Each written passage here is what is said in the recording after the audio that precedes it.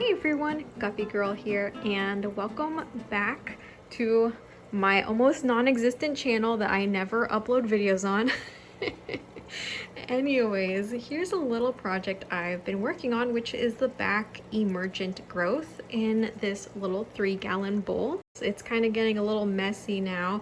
Original video of how I kind of like put this all together, I'll have a link in the description. Anyways, this video is about how I did the emergent growth back here, which is actually a separate structure. It's not attached to the tank. It's like a piece of wood with some plants strategically tied around. I'll show you how I did that originally, and this is what it looks like now, which is a little different, but you'll see. The plants back here are Hydrocotyl tripartita. We have the mixture of the tiny leafed variety and the larger leafed variety. So this is like, or I guess the average normal one. This is an average leaf. And then the tiny one, they're probably, I think it's like this. They started going into the water more. And you can see here, it's actually flowering. The flowers are super itty bitty. So we have one here, just a few over there. So they look like little tiny pom-poms. Until you really zoom in, I'll have some footage here for you guys to look at of what the flowers look like under a microscope. Really beautiful and delicate. And we also have a larger species of Hydrocotyl here. This is this little kind of umbrella shaped ones, and I believe this is Hydrocotyl verticillata or vulgaris. They both look very similar, and there's no good description of how to tell them apart other than to get them to flower. So just waiting for this one to flower.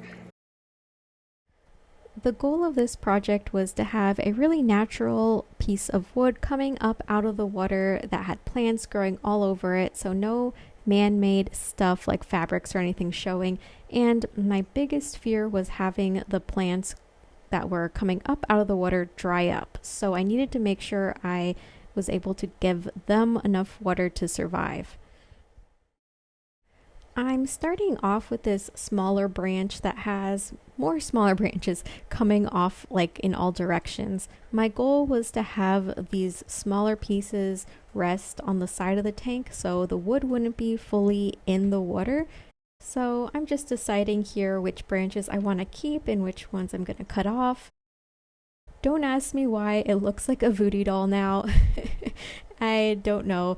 Anyways, shenanigans aside, off camera I placed it in the tank, and wherever the wood was wet was the water line. I wanted to make sure that the plants up top got enough water, so I made sure that when I wrapped the wicking string around that it was under the water just a little bit in case evaporation happened, it would still be able to wick up water.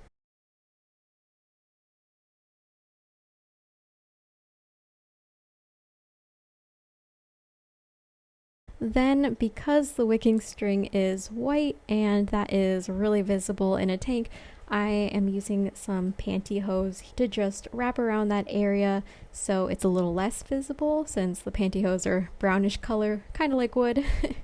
Anyways, it is definitely not the prettiest thing to look at. I know there are a bunch of different products out there specifically for wicking up water and then, to help grow plants on wood outside of the tank, but I put this together with what I had on hand. Picking out the plants for me was a no-brainer because I knew this little thing was going to go in my clover field tank, which is what I call it. So I had to pick all clovers, of course. So I picked a few different species of Hydrocotyls. The hardest part is probably just having plants that will adapt to out of the water. So you may get some drying plants and some die-off, but other than that, once your plants are adapted to being out of the water, they'll take off. I grew some of the plants in this terrarium type setup to help transition them from being fully aquatic to terrestrial. It took them a little bit of time to acclimate to the regular humidity of my room, which is much lower than in this bin. I did get a few die-offs, unfortunately, One of them being the moss that I had wrapped around. It lived for a while, but I think eventually it got just too shaded out from the other plants above. And unfortunately, the Pinnatifida did not make it.